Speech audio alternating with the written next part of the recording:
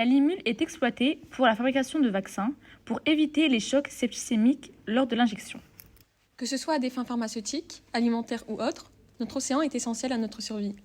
Et si la limule migrait ?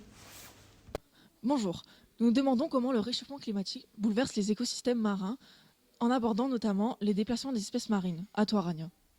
Mais d'abord, qu'en pensent les personnes autour de nous ? Et pour cela, rien de tel qu'un micro-trottoir. À vous le studio. Pour commencer, avez-vous déjà entendu parler des déplacements des espèces marines ? Du tout. Oui. Non, jamais. Et à quoi est-ce dû ces déplacements ? Au réchauffement climatique, je pense. Notamment au réchauffement climatique des océans. Et tu penses que ça va avoir des conséquences pour nous les humains ?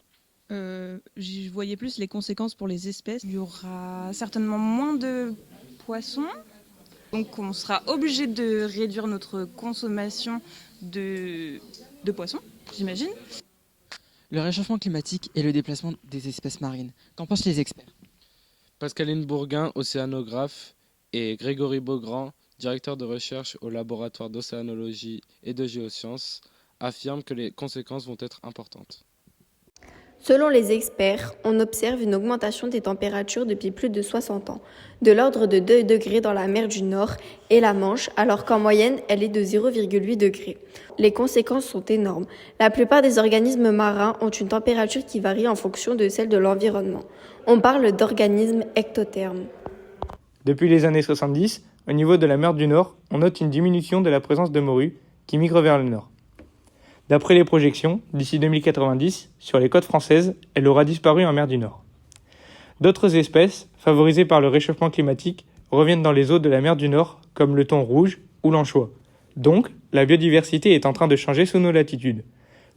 Dans une étude sur les stocks de morues en mer du Nord, M. Beaugrand et ses collègues ont réussi à quantifier que, dans les années 1980, le réchauffement climatique était responsable à hauteur de 23% de la baisse des stocks de poissons et 77% pour la surpêche, et qu'actuellement, le phénomène est inversé. Il intervient à hauteur de 64%. Le réchauffement climatique impacte donc bien la répartition biogéographique des espèces.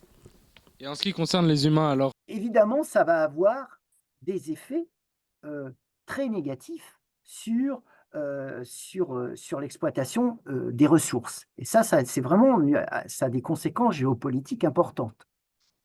L'idée serait d'ajuster les zones de pêche, mais ça, c'est très compliqué d'ajuster une zone de pêche. De sorte que les pêcheurs actuellement, ce qu'ils ont tendance à faire, c'est d'arrêter la spécialisation vers une seule ressource et d'opter pour des bateaux beaucoup plus polyvalents, la pose de casier à crabe, chalut de sol, par exemple, le tout sur un même bateau.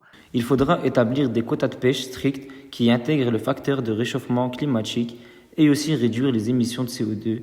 Chaque petit geste compte dans la préservation des espèces marines et de leurs habitats. Nous pouvons avoir un impact positif et assurer un avenir meilleur pour notre environnement.